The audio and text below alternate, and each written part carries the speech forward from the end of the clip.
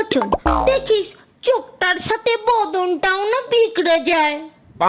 এই ল্যাংড়া, নিজের আটি সামলে বলে দিলাম, নইলে তুই কাকে গরম দেখাচ্ছিস?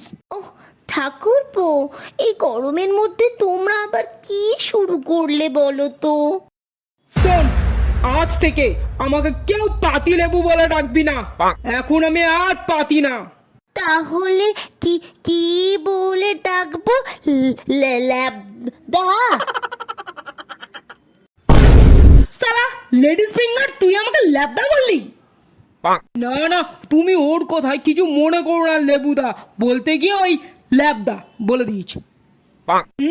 এবারের মতো ক্ষমা করে দিলাম, কথাটা যেন মনে থাকে। খেয়েছিস ভাই? কি দে দে দে দে দে মা হাক।